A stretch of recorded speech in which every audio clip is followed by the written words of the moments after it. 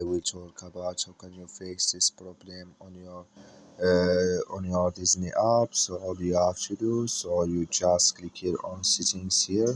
So when you click here on settings, it's going to take you to settings list here. Then it's going to show for you like this. So then you go down here, just keep going down here. Then you click here on apps.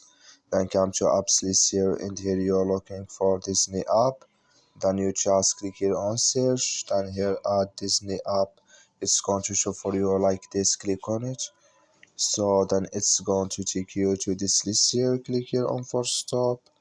So then you click here on OK. Then you go down, just click here on storage. Then you come to storage list here, click here on clear cache. Then all you have to do, so you just turn off your Wi-Fi and turn on it again. Then it's going to work with you. That's all you have to do. Thank you for watching. Don't forget to support us by liking and subscribe.